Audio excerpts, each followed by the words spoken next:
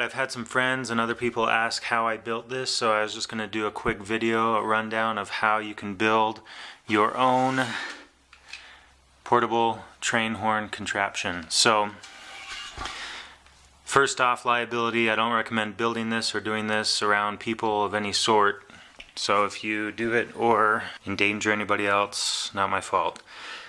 With that said, I built this for the purpose of scaring friends and coworkers. I either I'd go around with some friends and cousins and stuff and put it on doorsteps and then knock on the door and run away. And because it's remote control, you can trigger it from far away. Also with coworkers, we've put it in boxes, and I'll show you a video clip here in a second. But we put it in boxes like big Dell computer boxes and just kind of set it in or near people's offices. And then once they walk into their office, they wonder what it is and they go to open it, and we will hit the on button. So it's been a lot of fun, but like I said, be careful, be smart, don't get in trouble, and don't injure anybody's ears because it is extremely loud. So the pieces you need to build this, I used a Craftsman because it was on sale. You can get any portable air tank from Amazon or wherever. I use a 5-gallon. They make 10-gallon or bigger, but to keep it somewhat compact, the 5-gallon has worked really well, and it goes up to 135 psi. My compressor can't even get it up that high. My compressor can get it, if I try, up to about 100, which is like here. I haven't filled it in a while, so it's pretty low. So I'll turn it on here in a second. You'll be able to see how loud it is, and just know that that is with only, I don't know, 20 or so psi of air. But the pieces that you'll need, if you want, you can rig up a button if you want to be in close proximity, but I wanted to be able to be far away. So I bought this remote control relay that turns the power on and off that's coming from the battery. So the power comes from the battery into this relay that's remote control. Think of it just as the on and off switch with these on and off buttons. So you have your power running into the relay. That power then runs into this solenoid, and in there is a contraption that opens and closes, and that's what restricts the air coming from the tank into the horns themselves. So it's a pretty simple layout once you know what you need to be able to make it. I just bought this battery at Batteries Plus, but you can find them online as well. I'll put links in the description to what you need for all of this. But 12 volt battery, because this is 12 volts as well, 12 or 24. I tried a few different contraptions with the batteries, but something like this I found held the charge the longest.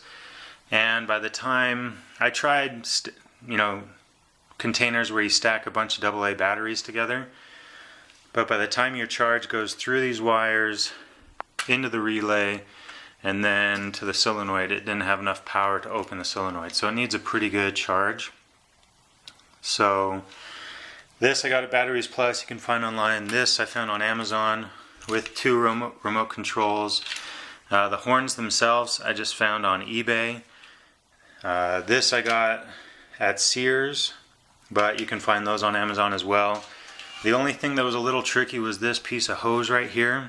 For this I actually went to a local place called Evco House of Hose, and they do all kinds of custom fittings and stuff. So I took in what'll come with your compressed air tank is a hose with a piece that you can fill up tires with. That's what they're actually made for. So I took that hose in and said, okay, I need a fitting just like this. I need it connected to enough hose, and I think I might have taken in the horns too, so that they could see how big the hose needed to be to fit around the barb fitting that comes off of the train horns. And then they just made this custom piece for me. I think it's only, it's maybe 1.5 feet of hose, and that I just wanted it long enough so that if I did want to mount it on the side or whatever, I could do that. Speaking of mounting, it did come with this bracket I originally wanted to mount them on the sides so it'd be more low profile, but this just seemed like the easiest. So this is the handle, the built-in handle for the compressed air tank, and then you have 2 bolts. Those all came with it. I just used my drill, and I had a metal drill bit, and just drilled 2 holes, and it's worked just fine. Plenty sturdy. Just to give you an idea of how loud it is, I'm not going to go in front of it because it'll max out this microphone, but again, this is on like 20 psi, but plenty loud, has a pretty good range.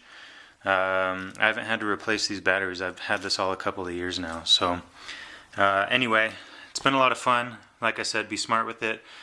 Don't do it too close to people. Be considerate, but it has been, like I said, a lot of fun once you kind of know. It's pretty simple once you kind of know. Oh, also I just kind of used some of that sticky Velcro to kind of just stick this stuff on here. I did that for the relay for this, and then that's how I mounted that. So, well, drilling this in is how I mounted that. So that's how you can build your own train horn contraption.